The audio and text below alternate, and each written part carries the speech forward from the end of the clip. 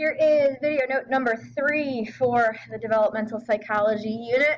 This is where we're gonna start talking about the infancy stages through childhood, and talk about an awful lot of both emotional or social and cognitive development. So this set of notes is also going to be very similar to your intro to development notes in the sense that this is actually going to involve 2 pages of your notes, because we're going to talk about the cognitive development with Jean Piaget, and then we'll start talking about kind of like that social development component and attachment with Baumrind and Harlow and Ainsworth, which deals more with the social child development stuff. So here we go with that first page for things.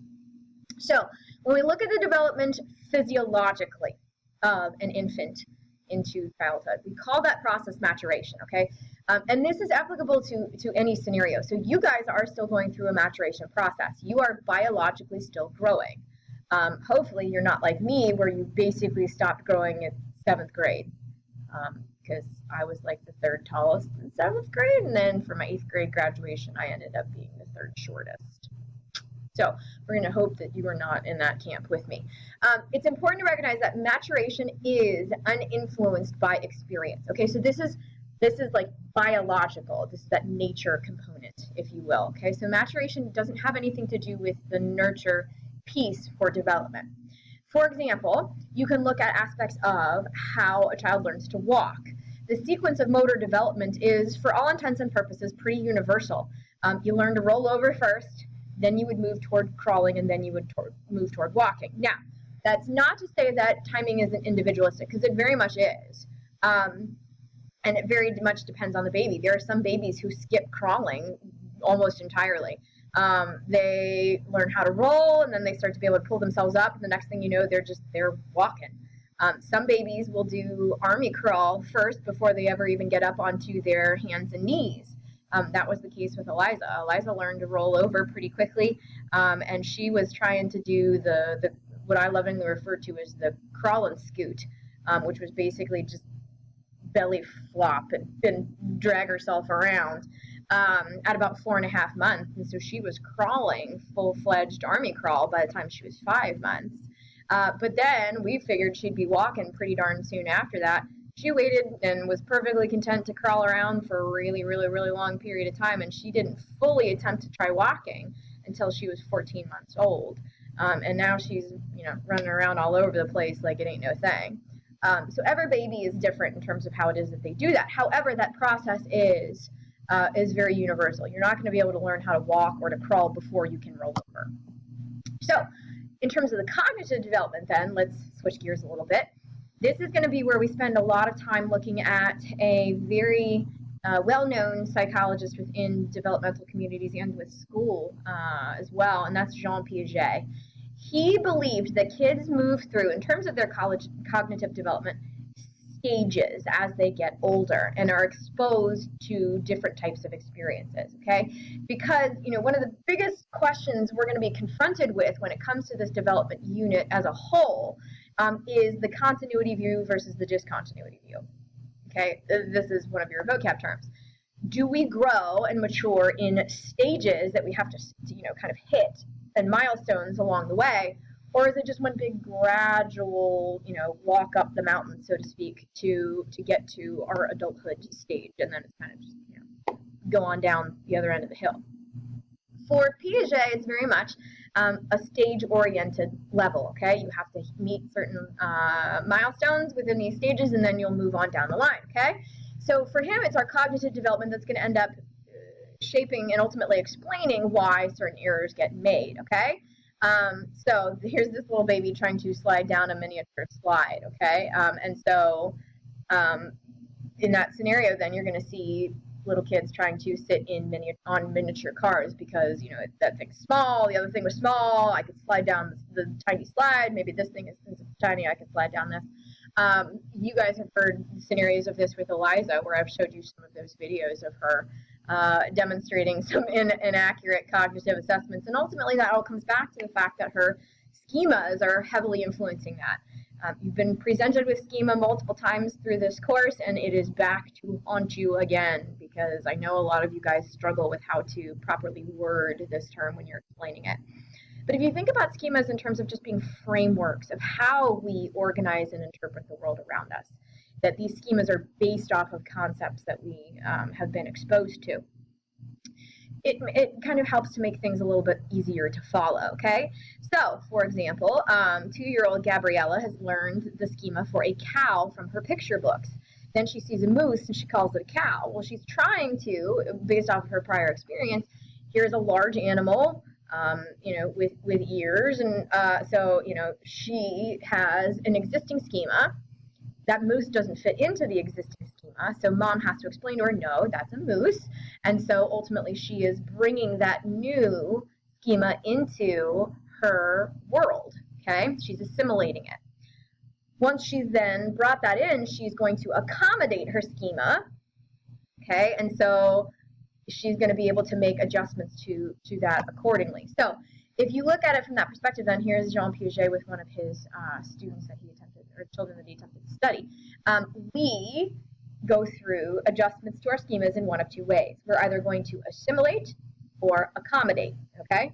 So in assimilation, that's when we take a look at new info based off of the existing schemas that we already have. So think back to the video that I showed to you of Eliza watching one of my neighbors mowing the grass. She's always seen her dad, who has very dark features, outside mowing the grass. Neighbor also has dark features, was mowing the grass. So Eliza assumed the neighbor was her dada. That was an assimilation piece, okay? She was interpreting that new stimuli there, that new info, in terms of old existing understandings that she had developed, okay? Now, once we've explained to her kind of like, hey, baby girl, no, that's not dada. That's one of the neighbors, and then we, start to help her to develop stronger understandings of certain things, she's able to adapt her existing schemas to incorporate that new information, okay? And we call that accommodation. You're going to learn a mnemonic that I think is incredibly helpful in differentiating between these two terms, because kids often get them very easily confused. But we'll talk about that in class with one another, so that way I can make sure that I keep these notes as brief as possible, since I know that a lot of times you guys think I talk way too fast and too much of that. So let's talk about Piaget's theories for things, and then ultimately what current thoughts are toward his overall arguments. He said that you had, for all intents and purposes, 4 stages of cognitive development. You had sensorimotor, preoperational, concrete operational, and formal operational. In each of these stages, each of them have age ranges.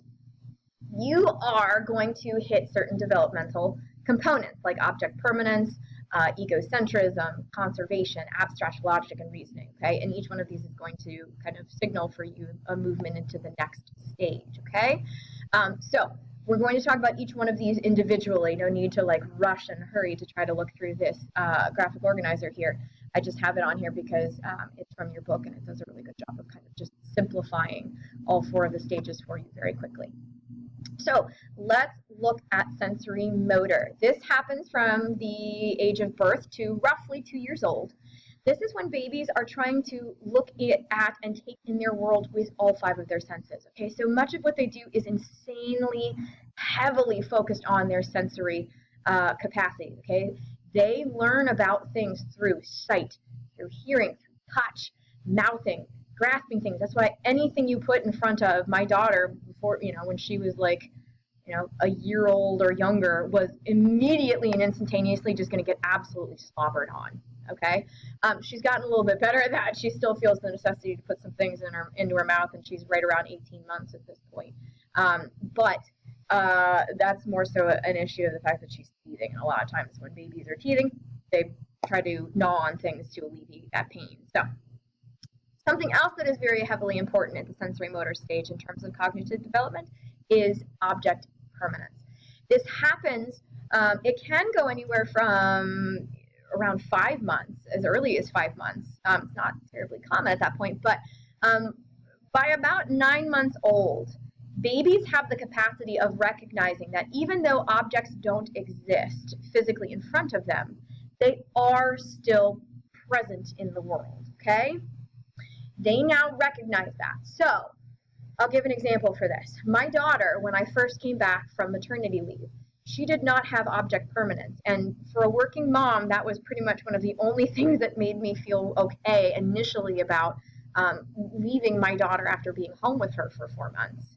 It was an incredibly difficult process to transition back into to work and becoming a working mom, because I hated the idea of knowing that I was going to be away from my daughter for, in some circumstances, 9 to 10 hours a day. One of the only things that kept me relatively calm about that whole situation was knowing she didn't have object permanence yet. That when Mama left her, in her mind, I could have been gone for 5 seconds.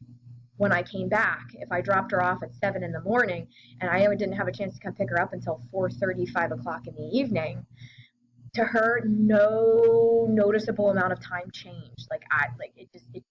She didn't understand it. Okay. So when I came there, in her mind, it had just been like a couple of minutes had passed, not hours. And that was because she didn't have that, that level of object permanence. I wasn't there, so I was out of sight, out of mind, and she didn't process any of that. Once you hit about 2 years old, up to about the age of 7, you're going to see a change with regard to development into the pre-operational stage. Okay, this is when they start to develop language pretty significantly, and can start to look at things in a symbolic thought processing. Okay, so this is when babies start to be able to work in that telegraphic stage of speech that you've learned about before. But they're also able to start recognizing that, when parents ask you to do something, it doesn't always have a literal meaning attached to it. So, for example, if you're trying to teach a little 2-year-old how to play baseball, and you're sitting there and you've got the ball is sitting on a tee, and they've got the bat, and you've showed them how to hold it, and then you walk over and you're going to try to stand there, and you're like, okay, now I want you to keep your eye on the ball. More than likely what that 2-year-old's going to do is they're going to walk right up and they're going to literally put their eye on the ball. So at this stage in pre-operational, they're going to start being able to recognize that everything you're telling them to do doesn't literally equate, so to speak. One of the other big cognitive milestones for this stage is the concept of egocentrism, okay? A lot of times we perceive this as little children just not being capable of understanding or sharing, that they're very selfish and they're like, mine. We're starting to see some of this with Eliza, which is a pretty entertaining thing to watch. Here's the thing. They can't comprehend in their mind your point of view that they were not playing with the toy that you want to take and put away or to give to another kid to play with. That toy is theirs. So therefore, because it's theirs, it's theirs. Okay, so when you try to sit there and tell them, you give that ball over to another little kid who wants to play with it, they run up as fast as they can, and they're like, oh, mine. And you have to explain to them, no, you weren't playing with that ball right now, so therefore this baby can play with it too. You took your turn, now it's their turn. A lot of times it's going to happen, they're going to temper tantrum, they're going to stomp, they're going to throw a fit. Okay, they're just not capable of seeing something from your point of view. They're not trying to be selfish or self-centered, they just can't think about it until, some of those later years of that stage, okay? They think that everyone shares their knowledge and their perspective, okay? So a lot of times, if you think about it, hide and seek can very, very, very much end up showing that egocentric component for things, because they're gonna hide facing against a wall, cover their eyes in plain sight. They assume since you can't see them, or they can't see you, you can't see them. Okay, Eliza demonstrates this a lot. She is hilarious in this peekaboo thing right now, where she wants to take your hand and place it over her face like this. And she magically thinks now, well, okay, here's the thing. I can't see Mama or Dada, so they can't see me. So we end up playing this whole thing where they're like, oh my goodness, where did Eliza go? We can't see her. Dad, have you seen where Eliza went? And then she magically yanks your hand off of her face, and it's voila, here I am, everybody. I tricked you. Okay, so that does a really good job, I think, of demonstrating that egocentric aspect of things. One other critical component of cognitive development in the pre-operational stage is the concept of conservation. So, kids during this age don't understand that, for all intents and purposes, quantity is quantity no matter how much or what way that it is presented, okay? So for this scenario here of 8 ounces of Kool-Aid being presented in a short wide glass versus a tall thin glass, if you were to ask someone in the pre-operational stage who has more, you with this glass and me with this glass, they're going to say you have more, okay? Because to them, this looks like more, even though in both scenarios, it's 8 ounces, okay? And we'll watch a couple of videos on this because it's pretty funny to watch little kids that get, PB&Js, and you give them only, 2/2 of a PB&J, and you cut your PB&J into quarters, and you ask them who has more, and they'll look at you with your quarters and say, well, you do, because you have 4 and I have 2. So it's a pretty entertaining process to see. Then in your third stage, you've got the concrete operational component. This is from ages 7 to 12, okay? They're starting to develop more logical thought processing here. They will master the idea of conservation. They're no longer egocentric at this point, but items can still be complex for them, and so you have to present things fairly simplistically and in a fairly hands-on manner, okay? At this stage, they're also able to start to take a look at and transform mathematical functions. They could recognize, for example, that if 4 plus 8 equals 12, then they could transform that for themselves to recognize that 12 minus 4 is 8. And so this is when they're started being able to have the capacity to do those mathematical structures and formulas. Finally, you have the formal operational stage, which is at roughly age 12, which we consider to be the onset of adolescence. And this is going to be present, hopefully, in people from the age of roughly 12 onward. Okay, so Piaget argued that this was abstract reasoning. This is when we begin to develop that capacity. We try to approach things systematically and then ultimately ruling out the possibilities along the way. Piaget in particular felt that this came out during the teenage years, but interestingly enough, a lot of research has shown that only about 60% of adults are actually at this stage in terms of legitimate abstract reasoning. So a lot of times you guys have heard me talk about how sometimes some concepts are a little bit difficult for you to grasp because they're so abstract. Ultimately, my statements for that are based in this particular scenario here with this evidence, this research that shows that not everybody fully masters this stage, that many people in many respects struggle with that abstract reasoning well into their adult life and may never actually even achieve it at all. So when we look at Piaget's theories, they've been very influential. Okay, there's no doubt that some of his assessments for things really do and can explain certain behaviors. And that validates an awful lot with regard to some of the development that occurs. But today's researchers do have 3 kind of hiccups toward Piaget's thought processes. There are some pieces of evidence that do support the fact that development can be a continuous process rather than, hitting stage by stage by stage components. And the reality is this too, kids are capable of expressing mental capacities well before the age ranges that Piaget assessed or the stages of those age ranges. So for example, Eliza is earlier than 2 years old. She's younger than 2, but she has the capacity to demonstrate certain aspects of egocentrism. So, is she really, meeting those stage components of things, or is this more of like a continual process where she's able to demonstrate her mental capacities a little bit earlier? There's also an argument that formal logic is a smaller part of cognition than what Piaget emphasizes in his theories. So these are all some things that are important to keep in mind as we move forward and ultimately assess Piaget's impact. Whoop. Hit enter too many times there. All right, so let's switch then from the cognitive development piece to social development. So this should be moving into the second part of your notes for this content, okay? So let's talk stranger anxiety. This is something really commonly demonstrated in kids. A lot of times it's going to present itself around 8 months, and it will kind of peak. It'll hit at a height anywhere from 15 to 18 months, and then it kind of slides and starts to decrease around 2 years of age. So Eliza is very much in this component right now.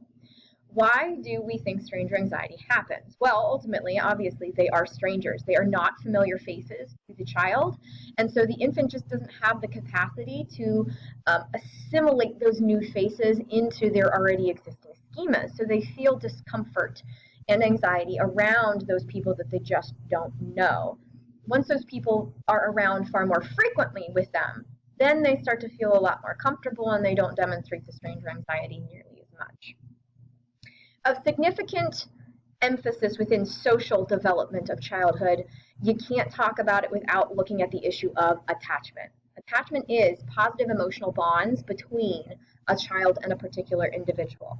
In many respects, we know that the attachment between mother and child is very significant, but please note how this is phrased, that it is to a specific individual, okay? It's not just to mothers. Attachments develop to fathers as well, to important individuals in that kid's life. So, for example, my daughter has a very significant impact and attachment with her two babysitters. These women are wonderful with her. They have gone above and beyond in taking care of her, and I know that she is being treated as if she were, for all intents and purposes, a grandchild to these ladies, and she is very fond of them. She gets very excited to be able to see them every day when we talk about going to see them in the mornings and leaving the house. So it's not just the mother, okay? That's an important component. So what do we know about attachment? Well, a lot of it comes from this guy right here from the University of Wisconsin. His name is Harlow. The research that he did with rhesus monkeys is so well known within the psychological field, okay? He took infant monkeys, separated them from their biological mothers at birth, and he gave them ultimately one of two options in terms of a mothering component. There was a wire mother who provided food, okay, milk, and that was it. And then there was a cloth mother that provided comfort and warmth, but it didn't provide them any food, okay? Because he wanted to see, is attachment, is, this development, the connection that we feel, more than just the biological drives of survival, okay? Turns out it is. The baby monkeys spent most of their time clinging to the cloth mother, not the wire one. They went occasionally to the wire monkey only to nurse, only to receive food, and then they would go almost immediately back to the cloth mom. So that shows that attachment is far more about than just the physiological needs. It's about comfort. So that is a very, very, very critical component to things.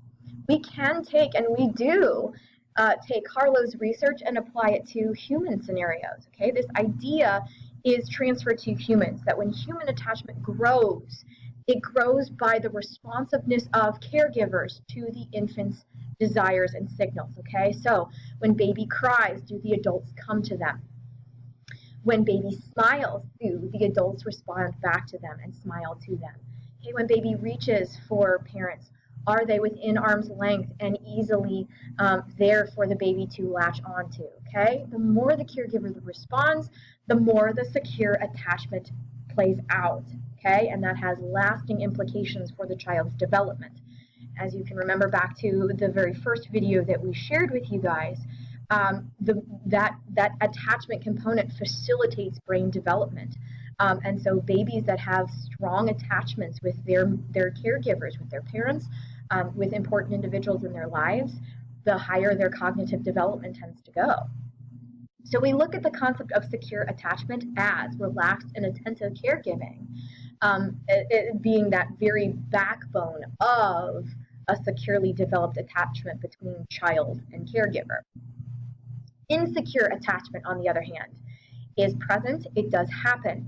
Harlow's studies showed that monkeys, his rhesus monkeys, these babies that were taken from their biological mothers and placed in these scenarios, the research that they completed when they took away the terry cloth mom, when they took away the cloth mother, the one that provided comfort, the baby rhesus monkeys demonstrated significant anxiety once that mother was removed. They lost their sense of comfort, and so they began to shut down and demonstrate significant responses of stress. So in insecure attachment, it's important to recognize that lack of responsiveness from a caregiver can lend itself toward insecure attachment. Someone who attempted to take a look at this even further in depth was Mary Ainsworth, with what is called the strange situation, or the stranger situation, okay? What she did was she brought in mothers and children, and she wanted to test the measure of level of attachment when strangers were kind of placed and inserted into situations, okay? So mom and baby sit down, they play, Mom gets up and leaves the room. They want to see baby's response not only to when mom left, but also when a stranger, totally unknown to the child, comes in and sits down with the baby in mom's stead, okay? So, what happens? Well, ultimately you have secure versus insecure attachment. So I'm going to move myself, come down here for a little bit, talk about this stuff up towards the top here, and then I'll move down a little bit further, okay? So, securely attached children used mom as a home base, okay? Even though they were in a strange environment. When mom was sitting there, when she was playing with them, they'd get up, they'd move around the room, they would play with toys, and they would even come back to her to show her some of the things that they were playing with, okay? They would return to her. When she left them, when she got up and left the room, they demonstrated distress. They began to cry, they would maybe walk after her, okay? And they would be very, very, very uncomfortable when that stranger was there with them as well, okay? They wouldn't have a very positive response to the stranger. Once mom came back, when she returned, they would be capable of calming down, okay? Mom was able to calm them. They would return to her immediately. They would run to her, reach for her to try to get picked up. 60% of the children in Ainsworth's research had that securely attached development there between them and their mother. However, the other 40% demonstrated what she referenced as insecure attachment. So there are two types of insecure attachment that she focused on specifically, okay? So we'll move this guy up here now. There was avoidant attachment and then ambivalent attachment. Avoidant was that the children didn't cry when mom left, didn't really seem to be all that unfazed when the stranger came in to play with them, and they weren't really all that responsive when mom came back in either, okay? They didn't seem to care that she was there. The conclusion that was drawn in that was that ultimately mother in those scenarios just was not responsive to her child and had not developed a sense of attachment between her and the child. Ambivalent attachment develops when baby, for all intents and purposes, just doesn't really know when mom is going to respond to them and their needs, okay? So ambivalent means kind of all over the place. And so they will display some anxiety when mom's in the room, and they're upset when mom leaves. But then when she comes back, they may go to her, they may not. At the same time, when mom comes back, they might hit or kick her and tell her that, to show like, hey, I am angry at you. But sometimes they may not. And so ultimately that's that ambivalent thing. Because the child never knows what to expect from mom's response to them when they feel that they need certain things met, their response to mom's presence is also kind of all up in the air, okay? So, children that are securely attached. Ainsworth found they are socially and emotionally well adjusted, okay? They are seen as exponentially more cooperative with others, not just peers, but also adults and people in authority.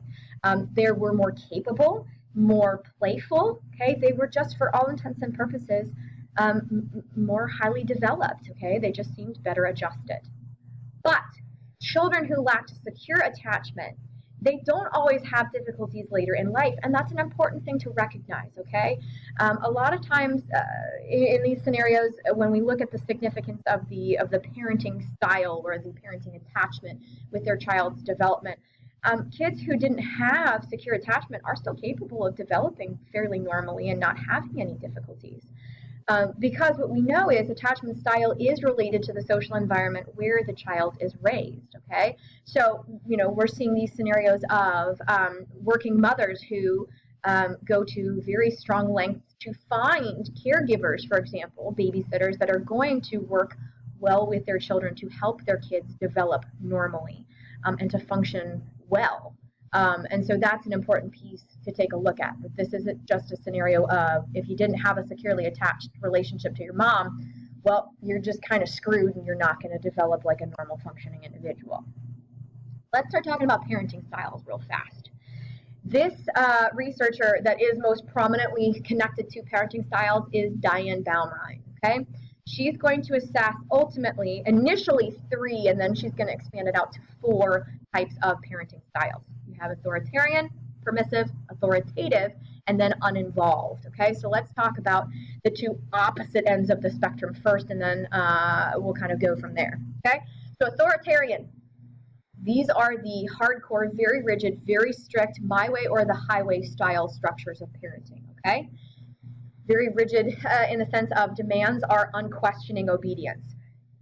Excuse me. So when a parent says you will do these things or else, they mean it in that regard, okay? It is my way or the highway, as I said. Their standards are very strict. They discourage expressions of disagreement, okay? So their response a lot of times is, if you say to them, why do I have to do these things? Their response is like, just because I said so, okay? It's my house, my rules, this is how it is, okay? So that's at that very opposite end of the spectrum. Here's what we've learned from research on children who grow up in these households. They are very unsociable, typically, very unfriendly, and they're particularly withdrawn, okay? Because they have not learned how to engage properly with people. Opposite end of that spectrum is what we consider to be the permissive parenting style, okay? They are very relaxed, and they do have the tendency to be fairly inconsistent with direction. So what do we mean by that? They will say they're going to punish you, but then they never follow through, for example, okay? You, for all intents and purposes, get to determine what happens to you. Although it's very nice for kids, very little tends to be required of you. And here's the thing. These children tend to develop into becoming immature, moody, and very dependent adolescents. They also struggle with self-control because they just expect to get whatever they want whenever they want, and that finds itself blending into adulthood.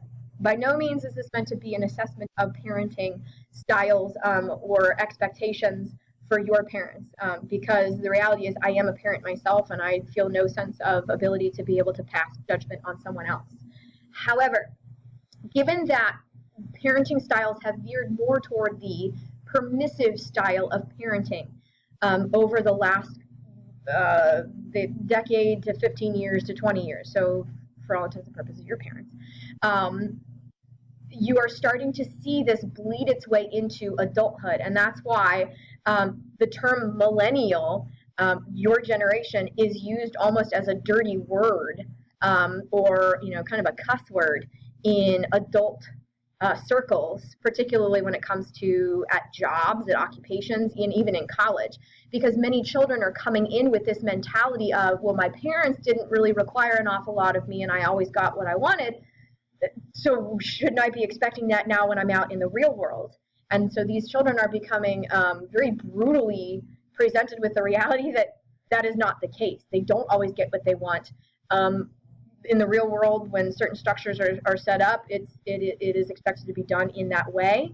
And so, you're starting to see more and more scenarios of heightened diagnoses of anxiety, depression in college and for people in their early 20s, because they're being presented with real world implications now, and they don't know how to handle it because they never really learned how to do it in the first place. Another end of the spectrum, then we'll come down here. I want to talk about uninvolved, because that also tends to be kind of like at a very opposite polar end to a parenting style. This is when parents show very little interest in the kids. They're very emotionally detached, okay? They view parenting as, look, I put a roof over your head, I give you clothes, and I put those on your back. I give you food. Like, that's my job, and that's pretty much it, okay? So there's not much of an attachment component to that. They're not emotionally available for their children. In the most extreme forms, you're going to see this in terms of neglect, okay, and even child abuse to some extent, okay? So in these scenarios, those children tend to feel very unloved. They struggle with issues of low self-esteem, issues of initiative, okay? They just have this perspective that no one is ever really going to care about them, and that very much bleeds into every aspect of their daily life. Now we'll come up to authoritative, which for many is considered to be kind of, the best of everything, okay? This is what's considered to be democratic parenting style, because there are rules, there are limits, they are firm, and they are set. However, the child has say in how some of these decisions are made, and ultimately the decisions are explained. So believe it or not, I'm going to kind of try to use an analogy for this to kind of help you understand some of the differentiations between these pieces, okay? I know to a lot of you guys, you perceive my teaching style as authoritarian, that what I expect of you is this, it will be this way or else. I don't do late work, for example.